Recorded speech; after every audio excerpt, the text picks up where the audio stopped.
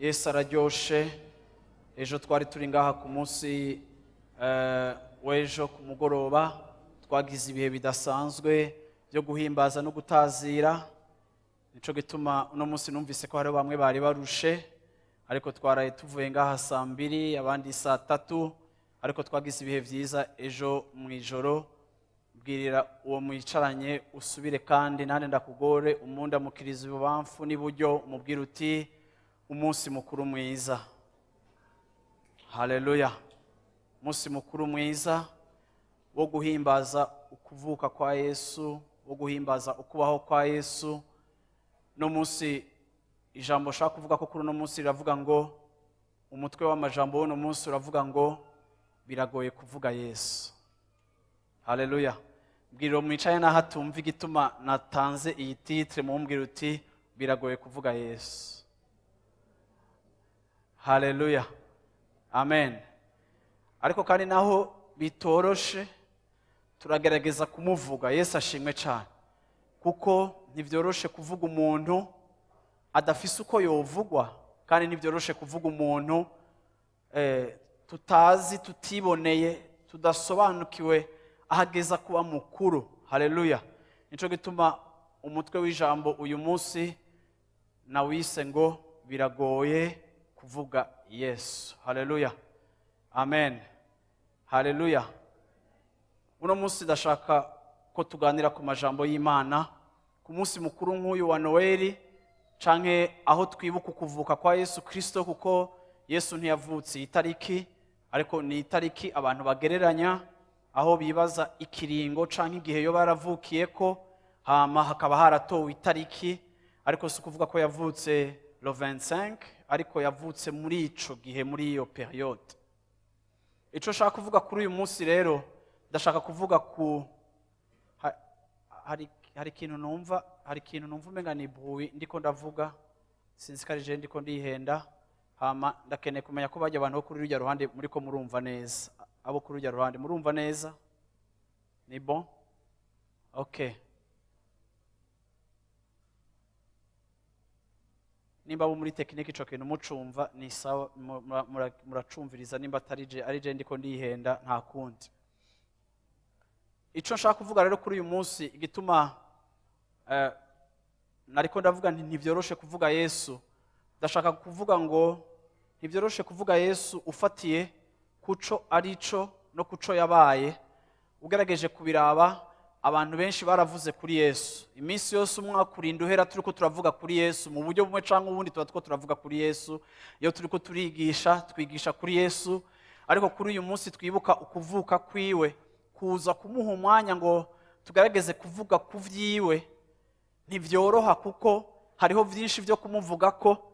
Nimba turonka ico tuvuga umwaka wose ugahera, imyaka igahera, ntaco tworonka tuvuga mu munsi umwe gisobanura ivyo duhora dusanzwe tuvuga iminsi yose. Ariko kandi igihe nariko nimvira ku ijambo ry'uno munsi, numvise kuvugana na mwebwe mfatiye kuri iki kintu kigize ahaniniya ukutoroha kuvuga Yesu, canke ukutoroherwa iyo abantu bagomba kuvuga kuri Yesu. Iyo musomye muri Bibiliya isezerano rishasha ritangura n'ivyo twita inkuru nziza, ari bwo butumwa bwanditswe. Ariko n'ubu butumwa bwanditswe n'abantu bane. Ugerageje kwiyumvira igihe cyose kuri Noeli, hari igihe nimvira ngo mbega uno munsi Yesu nza kumuvuga kwiki. Ariko kuri uyu munsi niyumviriye kuvuga Yesu mfatiye ku kungene bitoroshe kumuvuga. Rero nshaka kubabwira Yesu atoroshe kuvuga. Bwana sifiwe sana. Ariko kandi ibi bifise ico bidusaba canke bifise ico bitwigisha kuri uyu munsi. nico gituma abantu benshi baribaza ngo mbega ni kubera iki abantu n'abahinga n'abashakashatsi baribaza kubera iki Yesu ibitabo bishika kuri 4 byarinze kuvuga ku bijanye no kuza kwa Yesu no kuvuka kwa Yesu, bakavuga ku bitangaza bya Yesu. Matayo yavuze kuri Yesu, Mariko yavuze kuri Yesu, Luka yavuze kuri Yesu, Yohana yavuze kuri Yesu. Ukibaza ngo mbega ni kuki aba bantu bose barinze kuvuga? Hariho n'abantu bashobora kwibaza bati iyo evangile iza kuba umwe yari kuvyandika byari kuba bikwiye. Ariko kandi kuri uno munsi ndashaka kuvuga ngo byari bikeneye ko bivugwa n'abantu benshi, kuko ata muntu umwe yovuga Yesu ngo abishobore. Haleluya. Ugerageje rero kubiraba, urashobora kuvuga uti niki catumye abantu bandika kuri Yesu bakamwandika mu buryo butandukanye, canke dushobora kuvyiyumvira ko, canke nikihe gituma aba bantu bose bari bakwiye kugira ico bamuvuze ko. Naha nshaka ko tuganira ko mfatiye kuri kino ciyumviro. Icambere nshaka kuvuga yuko isezerano rya kera ryose abavugishwa bose bagiye babaho bavuze kuri Yesu, bavuga ku bijanye no kuzoza kwiwe, ariko kandi bagenda bamuvuga mu buryo butandukanye. Ndashaka kuvuga ibintu bishika kuri 4 bavuze abavugishwa ba kera bavuga kuri Yesu. Icambere bavuze yuko Yesu azoza ari Mesiya wasezeraniwe abayuda, kuko abayuda bari bakeneye uzoza kubatabara no kubacungura. Yesu asezeranwa nka Mesiya, abavugishwa bo mu isezerano rya kera bamuvugishwa nka Mesiya. Abandi bavugishwa bavuze kuri Yesu, bavuze Yesu nk'umwana wa Dawidi, bamwita umwana wa Dawidi, bafatiye ku isezerano no kuca Imana yavuze guhera kuri Adamu na Eva, ariko banafatiye no ku isezerano Imana yahaye Dawidi imubwira ngo ku ngoma yose ya Isirayeli ntihazokwigera habura uwugusubirira wo mu ruvyaro rwawe. Nico gituma bamwita Yesu umwana wa Dawidi. Ikindi kintu bamwise Emmanuel, ari we Yesaya canke abandi ba profete berekanye Yesu nka Emmanuel, bisobanura ngo Imana iri kumwe natwe, Imana iri hagati yacu. Ni ukuvuga ngo izo nizo nzira abaprofete bagiye bacamwo. Abandi bavugishijwe Yesu mu isezerano rya kera bamuvugishwa nkande, bamwivugishwa nk'umukozi, bongera kandi bamuvugishwa ko nk'umuvugishwa, serviteur et prophète. Bivanye n'abavugishwa, haba Mose, haba ba Mika, haba ba Yesaya, abo bantu bose umwe wese haragaca Imana yagiye imuha ko kuvuga kuri Yesu azobaho. Bamuvuga mu vyimviro bitandukanye, ariko nta muvugishwa n'umwe yigeze avuga Yesu ngo mu majambo yiwe akwizemwo icosobanura Yesu. Umwe wese afise agace Imana yagiye imuhishurira. Bigaruka kandi gusubira kutwibutsa muri kino gitondo ngo ntivyoroshe kuvuga Yesu. Haleluya. Yesu ashimwe cyane. Yesu ashimwe cyane. Bwana sifiwe sana. Nico gituma n'aba bantu banditse isezerano rishasha natanguye ndababwira, nabone byabasavye yuko bavuga Yesu. Bavuga inkuru zimwe za Yesu, ariko umwe wese agenda avuga Yesu mu buryo butandukanye n'uburyo bw'uyundi. Haleluya. Nico gituma ata muntu n'umwe mu banditse kuri Yesu, yaba Matayo, yaba Mariko, yaba Luka, yaba Yohana, nta numwe ivyo yanditse bidakwiye kuvugwa, kuko umwe wese no mu kumuvuga yamuvuze mu nzira zitandukanye, bivanye n'ingene yamuhishuriwe, bivanye n'ukungene yamubonye, bivanye n'ingene Imana yamumwigishije ko. Bifatiye kuri bwa buvugishwa bwavuga, aba bantu bagiye bavuga ibintu bitandukanye. Yesu ashimwe cyane. Ndashaka kuvuga rero ngo uyu munsi urahambaye, ni umunsi mukuru ku buzima bwacu, kuko uyu mugabo atoroshe kuvuga, kandi uyu mugabo tudashobora kuvuga mu majambo yacu ngo turonke amajambo ashobora kumusobanura neza. Ivyo vyose ari n'ivyo byose yaje ari, ivyo byose vyaje ari ibintu bije biri mu nyungu zacu uno munsi muri kino gitondo, arico gituma dukorana, arico gituma turi hano hantu. Nico gituma kandi mvuga ngo nk'uko aba bantu bose bagiye bamuvuga uko bamubonye canke uko bamuzi, ndashaka kuvuga ngo natwebwe twese aho twicaye, abaje hano hantu no musi muri kino gitondo gusenga n'abakurikirana ubutumwa bari kure n'abazokumvira ijambo, ndashaka kuvuga ngo nk'uko Matayo yamuvuze, nk'uko Luka yamuvuze, nk'uko Mariko yamuvuze, nk'uko Yohana yamuvuze, nk'uko n'abandi bose bamuvuze, natwebwe turacafise icyo dushobora kumuvuga ko, nawe uracafise icyo ushobora kumuvuga ko. Ivyo kumuvuga ko ni vyinshi, nta muntu umwe yobivuga ngo abiheze, nanje ivyo ndiko ndavuga ni kimwe mu bimugize, ariko ndavuze ngo natwebwe twese turacafise icyo dushobora kuvuga kuri uyo mwami, kandi nta numwe adakwiye kugira icyo ashobora kumuvugako. Uno musi niyumviriye ikibazo muri kino gitondo, mbega ubo bahiga ipapuro mwese ngaha akabaha stilo, murafise icyo mumuvugako? Haleluya, haleluya. Barizo micanye tuti hari icyo mumuvugako. Yesu ashimwe cyane, kuko nimba ataco dushobora kumuvugako, nimba ataco ufise ushobora kumuvugako, mu yandi majambo bisobanura ngo hariho esheke y'ubutumwa bwiza mu buzima bw'iwawe. Kuko ubutumwa bwiza burarengeye igitabo bwanditswemwo, ariko ubutumwa bwiza n'ubuzima bwacu bwa misi yose, n'ubutumwa twumvise bukagira ico budukorako, natwe tukagira ubutumwa tuvuga mu buzima bwacu bwica ubwo butumwa bushishikara gukora. Nk'uko abatubwiye ubutumwa bwa mbere bafise ico bahuye naco, niko natwebwe ababwakiriye tugifise ico dushobora kumuvugako. Nico gituma ndabipfuriza Noeli nziza, ndabipfuriza ngo mwese Imana ibahe kugira ico mushobora kuvuga kuri Kristo Yesu. Haleluya, kuko arico gikwiriye kandi arico kibereye. Bwana asifiwe sana. Haleluya. Ndashaka kuvuga rero kuri aba bantu ibintu bagiye bamuvugako, nk'uko madamu yabashingiye intaye canke yasomye ubutumwa, asoma igice ca mbere n'igice ca kabiri ca Matayo, avuga kuri Yesu, ariko kandi Matayo afise uko yavuze Yesu.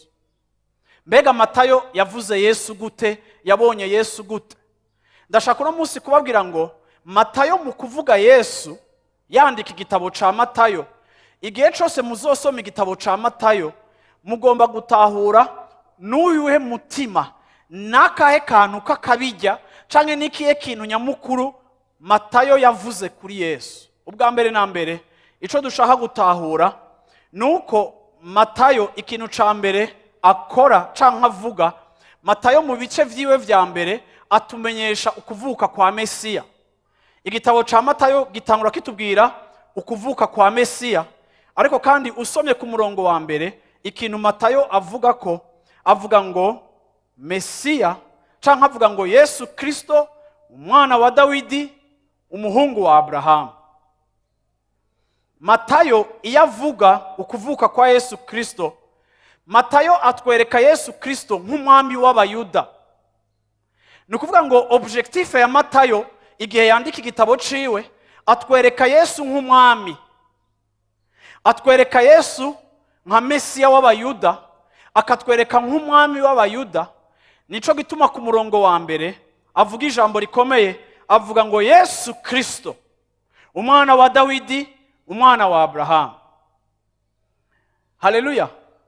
Usomye gatoya ukamanuka ubona Matayo objectif yiwe, niwe muntu wenyene mu kuvuga Yesu afata hafi igice kinini ca chapitre 1 agenda avuga amamuko ya Yesu, agenda avuga aho Yesu ava, nakavyara naka, nakavyara naka, nakavyara naka.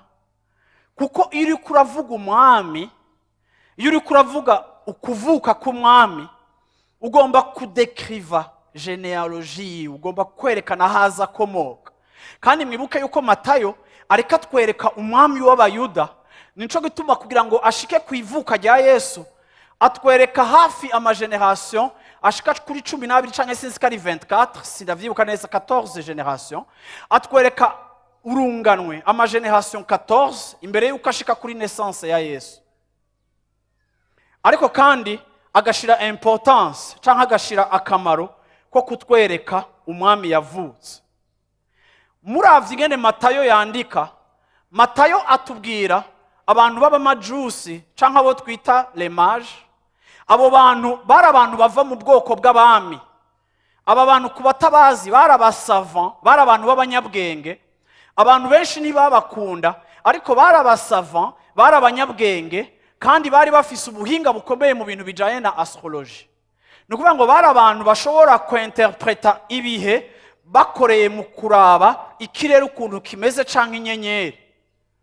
Matayo niwe muntu wenyene mu kuvuga ivyo kuvuka kwa Yesu agerageza gufata aba bagabo bakomeye akerekana ukuntu baje bakurikira inyenyeri, Imana ibarongora barondera kumenya aho Yesu yavukiye. Kandi ikintu gitangaza Matayo ariko aratubarira, Matayo atwereka yuko nta muntu n'umwe mubo Yesu yaraje gukiza bari bamwiteze. Yesu bwa mbere na mbere yaraje kubw'abayuda, ariko abayuda nta n'umwe yari yiteze yuko Yesu agiraje. Bari mu buzima busanzwe nkuko natwe twese turi mu buzima busanzwe. Ni nkuko uwo babwira ngo Yesu araje, hariho bamwe iyo bumvise ubutumwa buvuga ngo Yesu araje baca batwenga ngo reka sha akubona yoza ntaraheza kubaka agaparisere kanje. Hari ibintu ushobora kumva abantu bavuga ukumva ntaco bisinyifya kuri wewe. Ngenda babwira no musi muri kino gitondo ngo uyu mwami akomeye yavutse abaje gutabara no kugirira neza batamwiteze. Ariko Imana irinda gutusha abapagani batanazi n'Imana baba majusi ibavana mu mahanga ntibara abayuda. Ni ukuvuga ngo ihanga ritari ryiteze umukiza niryo ihanga rya mbere ryabaye irya mbere mu kureyagisa kuri naissance ya Kristo. Aba bantu ngo baza, ariko muraba ukuntu baje. Bibiliya itubwira ngo baje kubaha, baje gushima uwo mwami. Baza aho Herode ari, baravuga ngo twumvise yuko hari umwami azovuka, tuje kumwubaha. Baza bazanye ibimota neza, baza bazanye amashikanwa, baza bamuzaniye inzahabu, baza bavuye kure bagemuye, kuko bari bazi yuko ata muntu yoza kuraba umwami hama ngo aze kuraba umwami mbokoboko, ariko baza bafise ivy'ubutunzi kugira ngo babone aho uwo mwami azovukira. Bashitse mu aho abayuda bari, batangura kubaririza kuko bibaza ngo ivyo ari byo vyose ko ari umwami w'abayuda, abayuda bategerezwa kuba bari informe.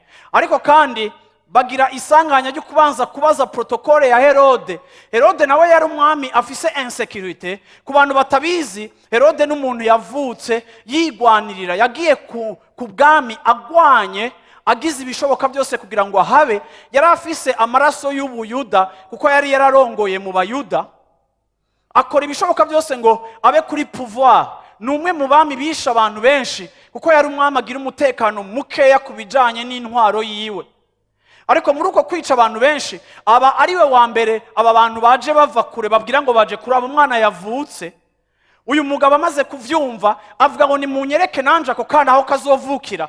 Kubera gusa yumvise yuko kana kitwa Kami, aca atangura gushakisha aho kari kugira ngo akice, kuko yagasanta nka menace kuri pouvoir yiyo. Atangura nabone gukoresha iperereza ryiwe kugira ngo bamubwire. Aranabwira n'aba majusi ati nimwabona aho uwo mwana ari, nanje mumpamagare nze kumushikanira, nze kumusenga. Ariko objectif yiwe yari yo kumwica.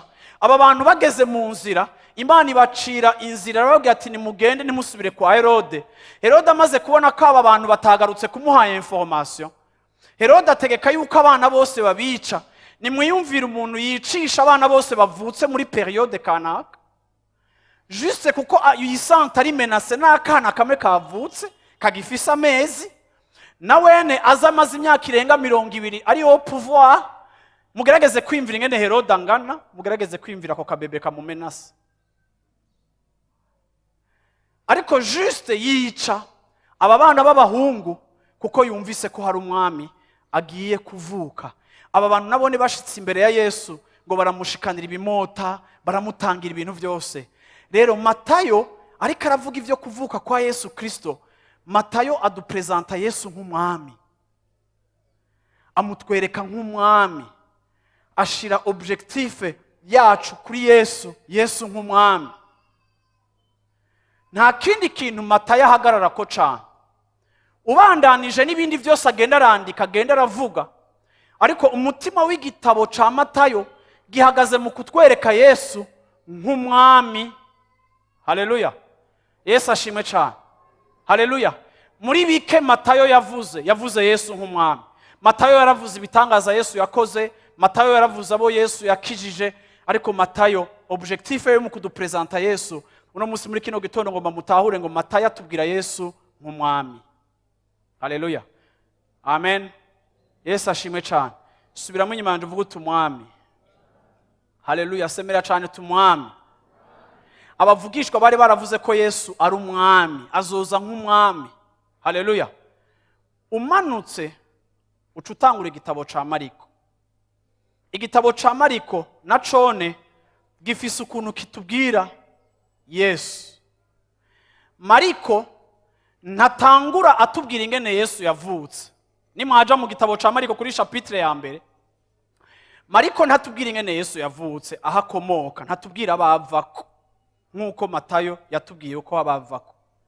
Ariko Mariko ubiravye guhera ku murongo wa mbere, Mariko atangura kutwereka Yesu nk'umukozi. Atwereka Yesu nk'umukozi, atwereka Yesu nka profete. Haleluya. Ico nico Mariko yaronse cyo kuvuga kuri Yesu. Le serviteur, le prophète. Haleluya. Bwana sifiwe sana. Ni bande bibaza ko Mariko yagize ikosa mu kutamuvuga nk'umwami akamuvuga nk'umukozi. Yagize ikosa kuko Yesu ni umukozi kandi ni prophète. Haleluya. Ariko ndabereke ubwenge buri muri Bibiliya aba bantu ingene banditse. Mu bisanzwe iyo ukura present umukozi nurinda kuvuga yava kuko nta numwe akeneye kumenya aho umukozi ava. Dukeneye kumenya basogokuruza biwe kuko numukozi aje gukora ico ategereza gukora. Nta numwe yitwararitse CV yiwe, nta hava kuko aje gukora igikorwa gisuzuguritse. Muhora mubibona mu makompanyi, murashobora kumenya Steve Jobs, murashobora kumenya muramenya abapatron mw'isi, ariko ni gake mumenya abakozi babo. Et pourtant succès y'abapatron ibigizwe n'abakozi babo. Ariko iyo tubonye amakonferanse n'amateleviziyo n'abakigwa n'abapresident babara abakozi, babara abachef, n'est-ce pas? Ariko bajya abagabo bose bakomeye bakomejwe n'abantu bato tutabona, tutamenya. Mariko rero mu kuvuga Yesu natweretse nka Matayo Yesu nk'umwami avutse abamarayika, kuko Matayo mu birabe niwe natwereka korari iva mu ijuru iza kuririmba bavuga ngo hozana, haleluya, baje bamanuka. Nukuvuga ngo Matayo objectif yiwe niyo kwerekana icubaro ca Yesu gushika naho abamarayika. C'est la première fois et la dernière fois muri Bibiliya abamarayika baza kuririmba mu isi. Abamarayika bazogaruka mu isi baje gutora ishengero, bazovuza inzamba, ntibazoririmba. Ariko Matayo urabona yuko angle de vue yiwe kubijaye na Yesu ari muri honneur ya le grand roi ahejeje kuvuka. Haleluya. Amen. Bwana sifiwe sana. Ariko Mariko hewe atwereka Yesu nka nyarucari, yakoze ibitangaza, yakoze ibihambaye, ariko amutwereka nk'umukozi. Haleluya. Ndashaka kubasomera umurongo uri muri Yesaya 42. Yesaya 42 ku murongo wa mbere. Haravuga ngo raba umukozi wanje nzomushigikira uwo natoranije, umushaha wanje unezererewe, nashize mpwemu wanje kuri we, azomenyekanisha ivyo kugororoka amahanga yose. Yesaya yari yaravugishijwe ko Yesu azoza, ariko Yesaya akatwereka Yesu nk'umukozi. Raba umukozi wanje nzomushigikira uwo natoranije, umushaha wanje uryohererwa uwo nashize ko impwemu yanje, azovuga ivyo kugororoka abibwira amahanga. Uwundi muntu yavugishijwe ivya Yesu nk'umukozi ni Mose. Mose hajya yari profete, kandi Mose kenshi yaravuze kuri Yesu. Mose muri Deuteronome cyangwa gusubira mu vyagezwe igice ca 18 ku murongo wa 15, Mose avuga Yesu muri ubu buryo. Aravuga ngo uhoraho Imana yawe, gusubira mu vyagezwe 18:15, Deuteronome 18 verset 15. Uhoraho Imana yawe izokura hagati muri wewe umuvukanyi, umuvugishwa nkanje, kandi muzomwumviriza. Mose atubwira Yesu nka profete. Rero Mariko igitabo ciwe cose agerageza kutwigisha Yesu nk'umukozi, akongera kandi akamutwereka nk'umuprofete, kugira ngo akonfirme ivyo Yesaya yavuze n'ivyo Mose yavuze. Haleluya. Ndashaka kuri uyu munsi muri kino gitondo uvuga uti umukozi. Haleluya. Amen. Kandi subira uvuga uti profete. Haleluya. Uwo tuzokumviriza. Ariko kandi tugiye kundi muntu agira gatatu, nawe ni Luka. Luka wewe mu kutubwira Yesu nta mutubwira nk'umwami, nta mutubwira nk'umukozi, ariko Luka vrema asurinya kandi kantu karyoshe kubigize Yesu. Luka atubwira Yesu nk'umwana w'umuntu. Haleluya. Umwana w'umuntu amutubwira nk'umwana w'umuntu. Yesu ashimwe cyane. Haleluya. Usomye muri Daniel igice 7 ku murongo wa 13 haratubwira ngo nihweje, ngo ni Daniel 7:13, ngo nihweje mbona mwiyerekwa ryanje hari mwijoro, hama mbona ku bicu umuntu ashitse yasa nk'umwana w'umuntu, araza yegera umutama w'imyaka ari we Mana, l'ancien des jours. Baramumwegereza. Umurongo wa 14 baca bamuhinganji icubahiro n'ubutware ku mahanga yose n'ibihugu vyose. Amahanga yose n'indimi zose zitangura kumukorera. Ugutegeka kwiwe n'ukuganza kwiwe kuzoba uko ibihe bidashira, kandi nikuzopfa kuvuyeho, kandi inganji yiwe ntizopfa ikuweho. Haleluya. Yesu ashimwe cyane. Amen. Luka atwereka Yesu nk'umwana w'umuntu. Haleluya. Umwana w'umuntu kubera iki? Mwibuke ko umuntu wa mbere yabayeho yitwa Adamu, kandi kubera icaha c'umuntu wa mbere Adamu yadukwegeye akaga abari mu isi bose, icaha kiba kirinji. Abana b'abantu tuvuka kuri Adamu twese tuba turirukanywe mu murage w'Imana canke muri heritage y'Imana kubera icaha. Ariko mwibuke yuko Adamu Imana imusanze yakoze icaha, Imana ibwira ya nzoka ariyo Satani, iramubwira ngo uruvyaro rw'uyu mugore ruzoguhonyora umutwe, ruzokumena umutwe. Yesu yarahejeje gutanga isezerano yuko nimba Adamu yarakoze icaha nk'umwana w'umuntu, hagiye kuza Adamu wa kabiri ari we Yesu, kandi uwo wewe azokuraho icaha c'abantu. Luka rero ariko aratubwira Yesu, atubwira Yesu akuraho icaha c'abantu, atubwira Yesu umuntu.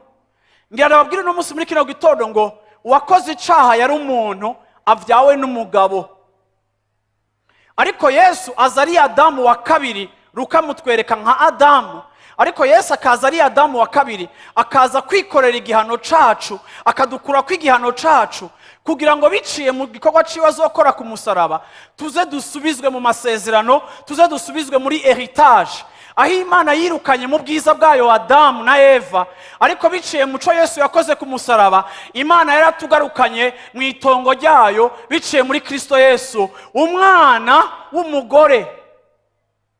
Ngira ndababwire yuko Yesu atavyawe n'umugabo, ariko Yesu yavyawe n'umugore.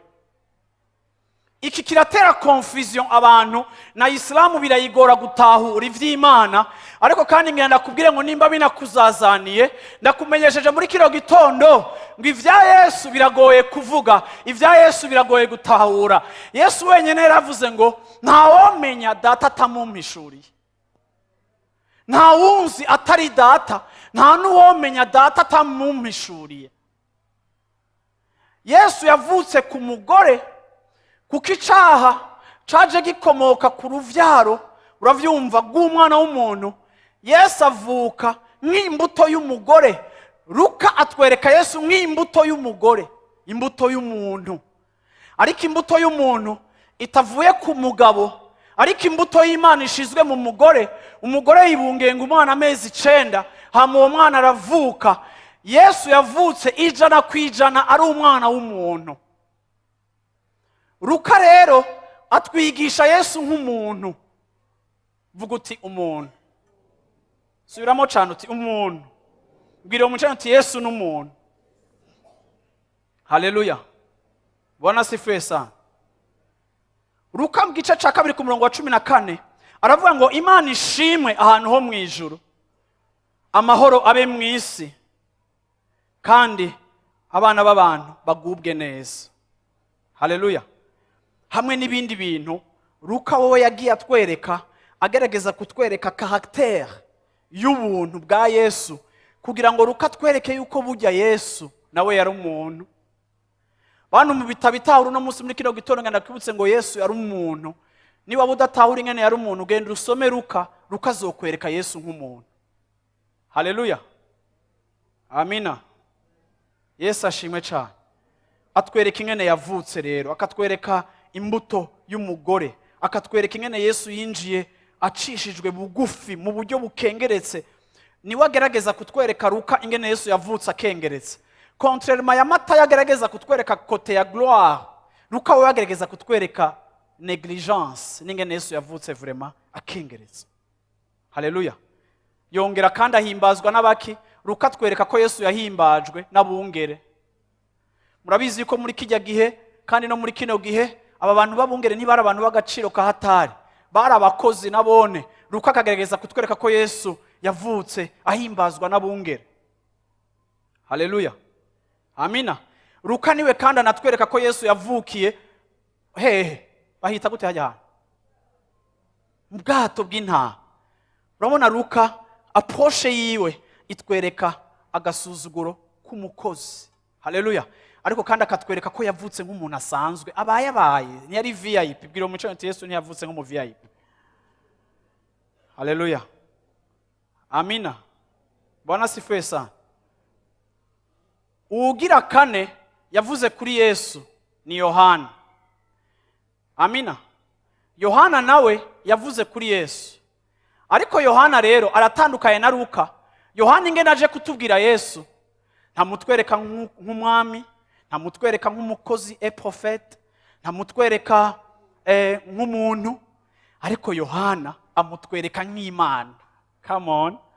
Haleluya. Aha Yohana ho harasigiraje. Bwana sifiwe sana. Amutwereka nk'Imana. Abantu benshi bahora bavuga ngo igitabo canyu kiri contredise. Abantu benshi iyo bagomba kwataka Bibiliya bagerageza kubakira ku tuntu bibaza ko ari du contradiction. Ariko ndababwiye ngo Bibiliya ntiyigwanya, kandi Bibiliya ntiyihonyorako, kandi Bibiliya ntiyinesha. Ariko Bibiliya umwe wese adupresenta Imana uko yayimenye, kuko iyo abantu bavuga Imana ntibayivuga uko yanditswe mu bitabo, ariko iyo abantu bavuga Imana bayivuga uko bayizi. Kandi nawe nibagenda kuvuga Imana ntuzuvuga Imana yo mu bitabo, uzovuga ngo narumvise Imana yo mu bitabo, ariko imaze gushika mu buzima bwanje nanje yankuye kwiyarara ingira ico yangize. Kuko iyo Mana yo mu bitabo ibigarukira mu bitabo gusa yari kuba ari Imana ipfuye. Imana yose iri mu bitabo gusa ni Imana ipfuye. Ariko Imana isohoka mu gitabo ikaba mu buzima bw'abantu, igahingura ubuzima bw'abantu, ikazana intahe mu buzima bw'abantu, ikabohora ubuzima bw'abantu, igihanagura amosozi ubuzima bw'abantu, ikabohora ingeso mbi abantu. Iyo Mana c'est un Dieu vivant. Haleluya. Yesu ashimwe cyane. Haleluya. Yohana rero amutwereka nk'Imana. Sinzi ko mubona vraiment. Nico gitume abantu iyo basoma Bibiliya badafise muhemu yera banacanganyikirwaka. Luka akwereka Yesu nk'umuntu 100%. Yohana akakwereka Yesu nk'Imana 100%. Mbarizo mu micane tewo vyibaza kwiga. Haleluya. Haleluya. Yesu ashimwe. Byari bikenewe ko aba bantu bose bane batubwira Yesu kugira ngo twumve uko bamubonye, kuko naho bamuvuza ari bane ntibashoboye kurangiza ivyiwe. Yohana rero mbwira uvuga uti Yohana. Jean rero, Yohani wewe avuga ikintu gikomeye. Na wene uravyumva avuga ikintu agahera kuri uyu murongo, mpere ku murongo wa mbere.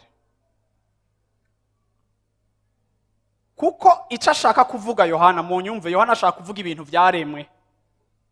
Yohana ingene atangura kwerekana iremwa. Yohana niwe muntu wa mbere ariko aravuga muri chapitre 1, asa na Genèse iriko iravuga chapitre 1. Muribuka ko Genèse ivuga ngo ubwa mbere na mbere, au commencement. Na Yohana nawe atangura yerekana au commencement. Haleluya. Mu Kirundi havuga gute ngaho gafisto? Ubwa mbere na mbere Jambo yariho, kandi Jambo yahoranye n'Imana. Ntafise igihe yatanguye kubana n'Imana, ntafise igihe yavutse, ariko uko Imana ingana niko Jambo. Kandi uwo Jambo yari Imana. Haleluya. Yohana adupresenta Yesu nk'Imana. Bwana sifiwe sana. Haleluya. Amina. Aravuga ngo kandi Jambo yari kumwe n'Imana. Atanguye rero kuvuga ingene yabaye hagati mu bantu, amanuka ku murongo wa 14 agerageza kutwereka ngo Jambo yigira umuntu, afata ishusho y'umuntu. Avuye muri transition hagati ya Jambo Imana irema n'ingene Jambo, verset 14, ingene Jambo rero acaza akaba umuntu. Kandi uwo Jambo yihaye umubiri, abana natwe, twitegereza ubwiza bwiwe, ubwiza bumeze nk'ubw'umwana w'ikinege ava kwa se, yuzuye ubuntu n'ukuri. Sinzi ko mwumva verma gapoezi karaha. Ni wa wundi amutubwira nk'Imana. Imana irambaye umubiri, ariko kandi Imana ije kuba hagati y'abantu. Ngo twamubonye afise ubwiza, kandi ngo ubwo bwiza busa n'ubwiza bw'umwana w'ikinege w'Imana. Aravuye muri version ko ari Imana, uravyumva, atangure kumudupresenta nk'umwana w'Imana. Haleluya. Yesu ashimwe. Amen. Rero message yanje y'uno munsi kuri Noel iravuga ngo wewe ufise iki cyo kumuvuga ko rero. Haleluya. Yesu ashimwe cyane. Byari bikenewe ko aba bantu bose bamutubwira ko, ariko ikibazo ciwanje uravyumva birambabaza rimwe na rimwe ku minsi nk'iyi, kuko hariho kumbure, hari minsi tugira mikuru. Munsi nk'uyu ukaba mukuru, kandi si bibi kuba mukuru, ariko uyu munsi ubaye mukuru kurusha uko Yesu ari mukuru, kuri jewe nakaga, ni problème. Umunsi ntukwiye kuba mukuru tukawubaha, ukaba umunsi ukomeye, ariko ingene twubaha umunsi ntitwubahe nyenewe mu minsi yacu ya minsi yose y'imyaka yacu yo kubaho. Iki nico gituma nibaza yuko idini cyamara igikoresho c'umwansi, cyama kidupresenta ibintu muri angle mbi kandi bitajaye n'ivy'Imana dushaka ko vrai. Uyu munsi ni munsi mukuru, urahambaye, ariko si mukuru kurusha Yesu. Mu yandi majambo ni umunsi mukuru, ariko kandi vyoba ari bibi muri uyu munsi mukuru turenganye, ntitwobserve, ntitugire ico twahojise kuco Yesu ari ku buzima bwacu.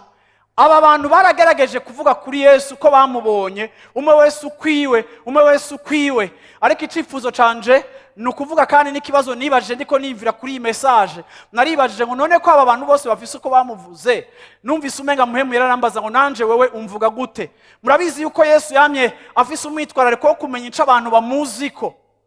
Muribuka n'igihe yabajije abigishwa mu gice ca 16 muri Matayo, ababaza ngo mumva banyitande. Bamaze kumubwira ivyo bumva hanze, arabaza ngo mwege munyitande, kuko Yesu icitwarariko ciwe ico yitwararitse, ico agomba kumenya, ico akeneye kumenya mu kwambara kwacu neza uno munsi no gushariza kwacu neza. Ikibazo Yesu yobaza umuntu wese yicaye hano hantu, Yesu akeneye kumenya ngo unzi gute, wahuye nanje ryari, twahuriye hehe, niki ndiko nakora mu buzima bwawe, unzi gute, umbona gute. Haleluya. Warubizi yuko kuri Noel mu ishengero twongeramwo intebe 400. Nimurabe nta ntebe isigaye iwanyu impande yanyu iticaweko, kandi hari intebe 400 zishasha ziyongereye kuri uno munsi wa Noel. bisobanura yuko hariho abantu 400 badasenga iminsi yose. Mbarizo mwicaye uti uhoruza, mumbarizo uti uruwo ngaha, kandi ndabiraba kumubaza vurimo, mumbarizo uti wohoruza. Kwanza mwese abo mwicaranye murabona bashitse, kuko mwese aho mwicaye niho musanzwe mwicara, ariko hari umuntu uraba ukabona ko yaje uyu munsi. Abana twabuze aho tubakwiza kubera ubwinshi bwanyu. Biboneka yuko hari abantu muri mwebwe musenga kuri Noeli n'abana banyu bagasenga kuri Noeli, ahubwo rero tuzosubira muri 2020 kuri Noeli. Urabona? Ça veut dire quoi? Usenga iminsi, usenga umwami w'iminsi. Wubaha iminsi mikuru, ariko mu mutima wawe nta kurondera Imana kuhari. Waje kuko ari kuri Noeli, waje muri sorti. Uvuye aha ucuja muri restaurant, ariko kandi waje kuri Noeli, kandi wavyambariye, ariko waje kuri Noeli. Ariko kandi ndagomba ngo upuse loin, wibuke yuko kuri uyu munsi twibuka umuntu yatuvukiye.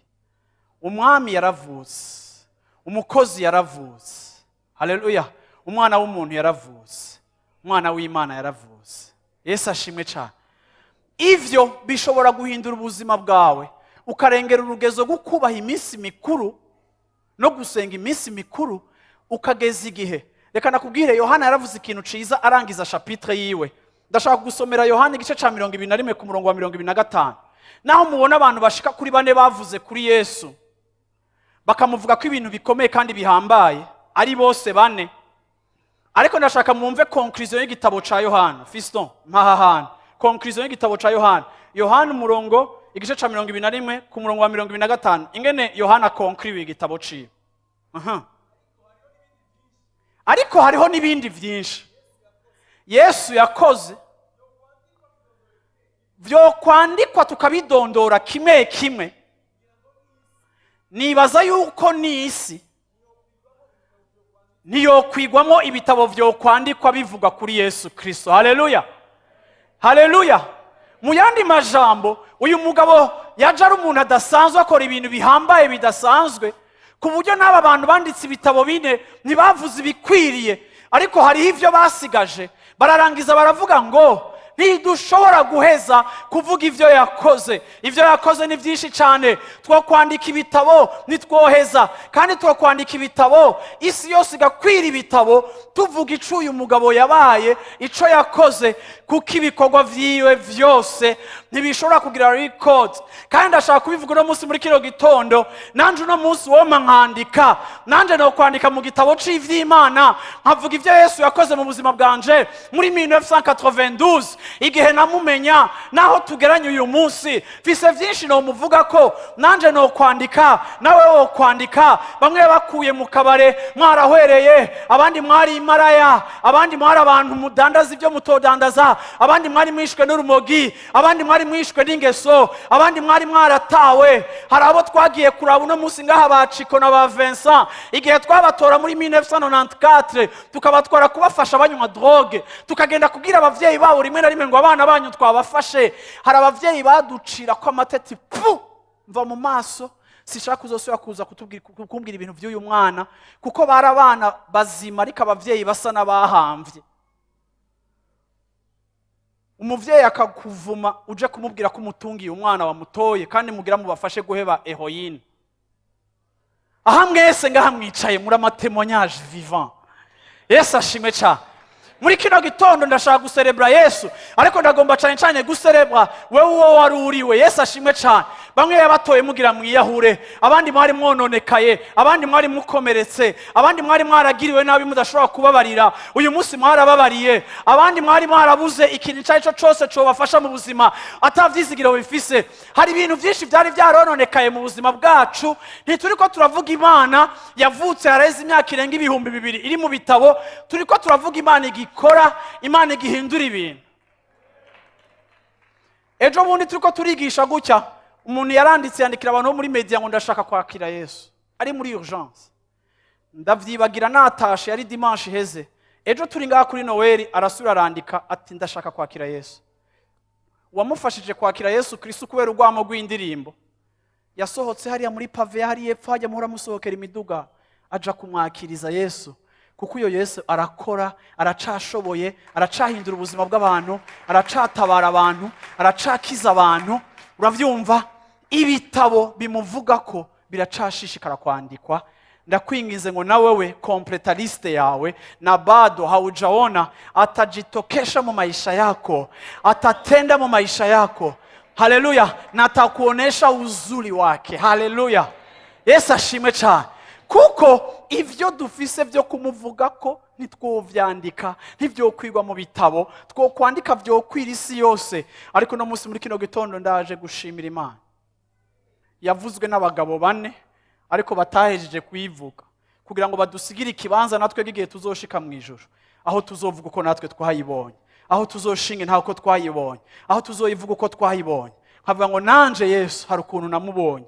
Uzomuvugira muri angle yawe, ntuzoba uri kuravuga amakosa, kuko nta numwe amubona neza, nta nuwo musobanura ari wenyene neza ngo abishobore, kuko uko asa nta muntu aramubona.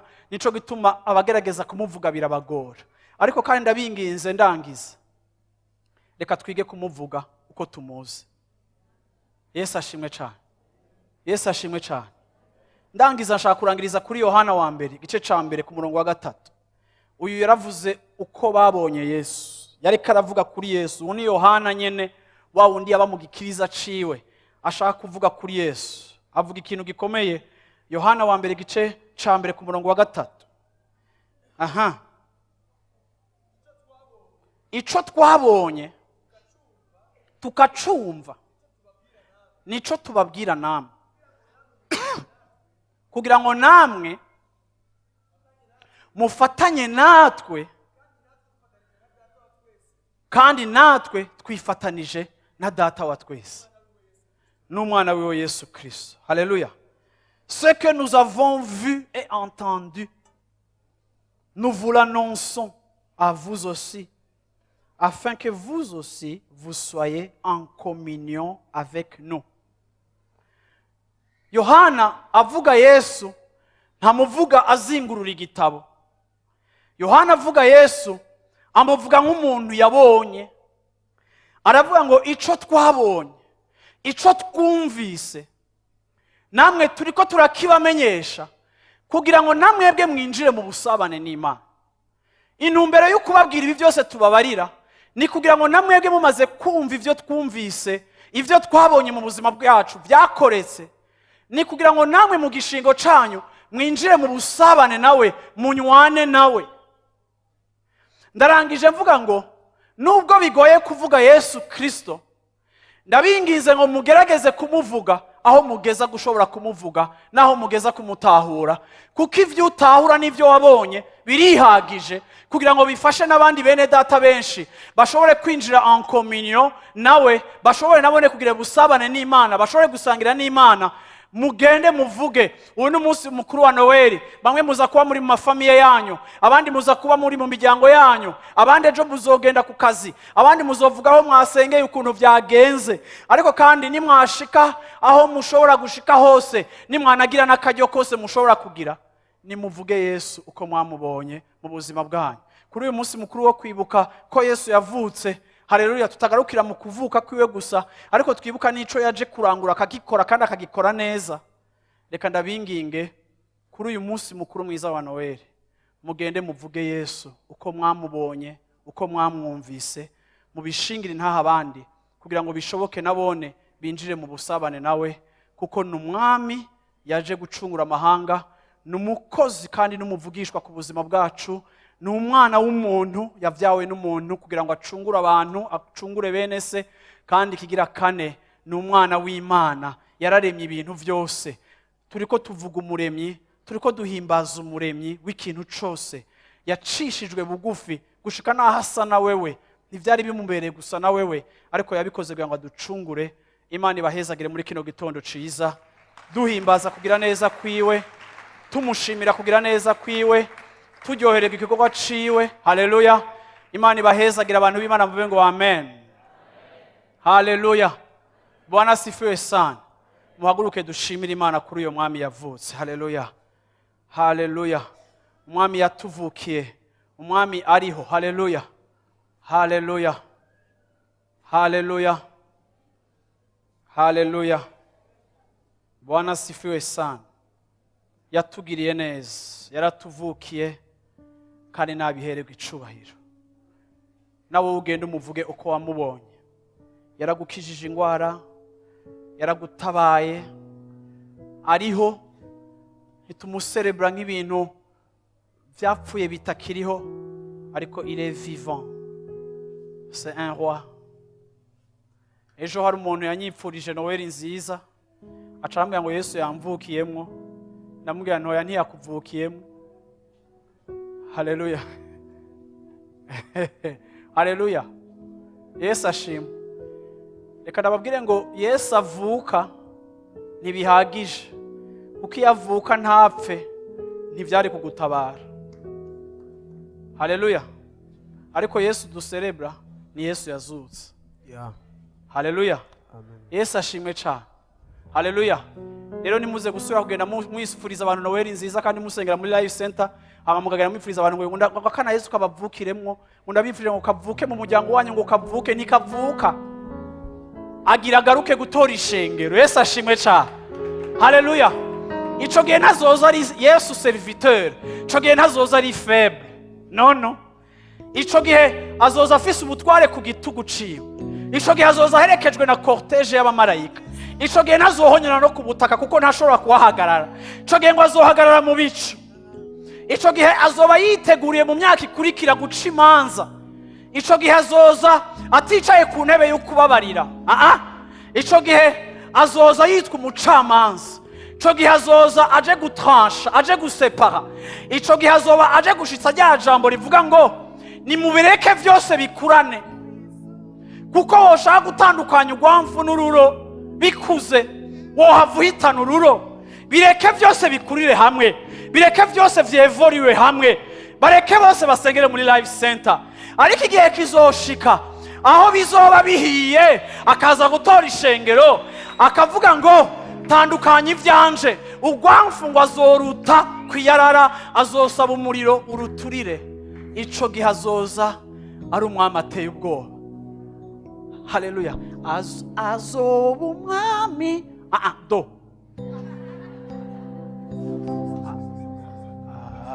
sorry. Azoba umwami n'umwungere, azoza azanye ingero n'ibintu, azoba aje mu bintu by'amasalere. Haleluya. Haleluya. Vraiment. Haleluya. Kaya kandi kingero kwe ubari mwisi no mwijuru. Ndacafise iminota 10 kugira nigere mutahe, muhaguruke rero tumushime. Haleluya. Haleluya. Azoba afise ubushobozi, azoza azanye ingero. Uhoraho niwe mwungere, Uhoraho niwe ndirimba, yampindukiye agakiza, uwo niwe mana yanje. Haleluya. Haleluya. Haleluya. Indirimbo nayizanye kugira nkorije ibyo kuvuga ngo kavutse. Mumbwire ko mwanyumvise neza. Ni kavutse. Oya, agira garuke. Haleluya. Yesu ashimwe cyane. Mbwira umucato iyo chapitre kuvuga twarayirenga. Yesu ashimwe cyane. Yesu ashimwe cyane. Haleluya. Amina. Ndagomba ku buryo bw'umwihariko vraiment tumushimire. Kubona yaraje, kubona yarasuzuguritse. Nimba ufise ijwi utarambirwa no gusenga, ariko wumva ko ukoresha umutima wawe kugira ngo umubwire ingene umushime, ndashaka numve ijwi ry'umuntu wese hano hantu muri kino kibanza. Yesu ashimwe cyane. Haleluya. Uduze ijwi yawe umushimire. Ariko kandi ukaburi no ngaho uvuga uti Jesse ndanamwakira, ariko ngomba kumuha ubuzima bwanje. Nawe uze ngaho imbere ndagusengera. Wowe ushaka kumwakira, ushaka kumuha ubuzima bwawe. Wumva yuko uyu munsi utagomba kukurengana, wumva ko 2019 utagomba guhera utakiriye Yesu Kristo nk'umwami n'umukiza w'ubuzima bwawe. Uyu mwami arahambaye, arakomeye, ntakwiye kuzoza kubicungwa gusige. ariko ese icombi igihe azoba ari kubica aje gutora abiwe nawe ukazoba urimo. Uburyo bwonyene bwo gushobora kuba urimo no kumwizera ukamwakira nk'umwami n'umukiza w'ubuzima bwawe. Haleluya. Uriyizi uko umeze nawe uhagaze, ariko yaje kugukorera, yaje gutabara. Ndaguhamagara uze ngaho imbere turiko turasenga, nawe wenda gusengere wakira Yesu Kristo. Imana iguhezagire niwaza ngaho imbere kumwakira. Nditeze ko nawe wazokubera ico yabereye abandi. Murashobora kuduza amajwi yanyu mwe mugatangura tugasengera hamwe, tugashimira Imana amajwi y'abantu bose. Haleluya.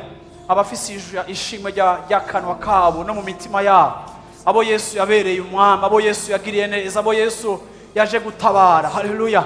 Yadukuye kwicaha, yanesheje ububasha bw'icaha mu buzima bwacu. Yaje ari umuntu kugira ngo asubirire Adamu wa mbere yakoze amakosa aduteranya n'Imana, ariko uyu Adamu wa kabiri yavutse ari umuntu kugira ngo acungure bashiki biwe, acungure bene wabo, atuzane hafi, atureconcilie n'Imana. Uyu munsi turafitana ubucuti n'Imana kubera ico Yesu yakoze. Haleluya. Yaje aje kudukorera. Haleluya. Yaje aje kuba muri twebwe yitwa Emmanuel. Esaya yarabivuze ngo azokwitwa Emmanuel, bisobanura ngo Imana nikiba kure y'abantu ariko Imana iba hagati y'abantu. Ndagushimiye Mana kuri uyu munsi muri kino gitondo aho duhimbaza uyu munsi mukuru. Ndagushimira Mana uyu muntu wese ari ahantu, Mana uwo wakijije, wamaze kwinjira mu nyungu z'agakiza, wamaze kwinjira mu nyungu y'ico wakoze. Mana wamaze guha agaciro kuvuka kwawe no gupfa kwawe, akabishira mu gaciro mu kuguha ubuzima bwiwe.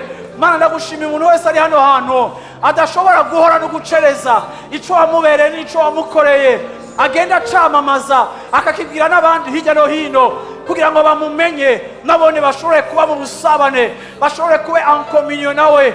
Turagushimiye Mana, turagushimiye ko tutagihimbaza iminsi mikuru, turagushimiye yuko Mana tutagisenga iminsi, turagushimiye Mana yuko tutakiri muri observation des jours et des fêtes, ariko Mana tuba muri fête igihe cyose, igihe twibuka ico wakoze mu buzima bwacu, igihe twibuka ingabire y'agakiza waduhaye, igihe twibuka ingene watubabariye, igihe twibuka ingene watwogeje, igihe twibuka Mana ingene waducunguye, ingene watanze ikiguzi cawe ariyo maraso yawe, ugatanga ubuzima bwawe kubwa benshi kugira ngo dushobore kubana n'Imana. Ndi ngaha Mana muri kino gitondo nifatanije n'aya masinzi y'abantu bari ahantu, abo wagiriye neza mu nzira zitandukanye, abo wagiriye neza, abo badukurikirana hirya no hino, abo wagiriye neza. Ndagushimire Mana yo mwijuru, abo wabohoye, abo watabariye imiryango yabo, abo watabariye ingo zabo, abo wakijije ingwara basinzikaye, abakiza amakanser, abakiza ingwara zikomeye, abo wakoreye Mana, abo wakoreye Mana, abo wakoreye Mana. Marika kuvuga nk'umunyabitangaza, marika kwerekana nk'ukora ibitangaza. Ndagushimira ibitangaza biri ahantu, ndagushimira ibitangaza biri ahantu. Ndagushimira Mana abo wagiriye neza, ndagushimira abo wibutse, ndagushimira abo wakijije, ndagushimira abo uri kuraho ibibondo, ndagushimira abo uri kurabohora, ndagushimira abo uri kurakiza ingeso, ndagushimira bari baboshwe n'ivyo banywa, ariko Yesu se mu buzima bwabo urababohora. Ubu ni wewe banywako, ubu ni wewe soko tunywako, rikatumara inyota. Nta yandi mazi tuja kurondera, ariko ni wowe utumara inyota. Turagushimiye Mana aho wadukuye mu vyaha, aho wadukuye mu ngeso, aho wadukuye mu migozi, twiyumvira nabi, dukora nabi, dufise ububi muri twebwe, tugwaye tuboshwe, ataciza kituvamwo, tunanirwa muri vyose, turabo kurakigwa, turabo kwirukanwa, turabo gukura mu bantu. Ariko Yesu ico wewe wakoze ku musaraba kiraza kiratwegeza hafi, uratubohora, uduha ingabire ya mpwemu yera, uduha ubushobozi bwa mpwemu yera, urema muri twebwe ivyamwa vya mpwemu yera. Ubohora ubuzima bwacu, ubohora imishaha yacu, ubohora ubugingo bwacu, utugira abazima, utugira abavyeyi, utugira abakozi bawe, utugira abagukurikira.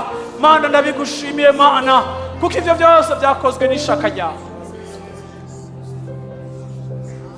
ivyo byose byakozwe n'ishaka ryawe.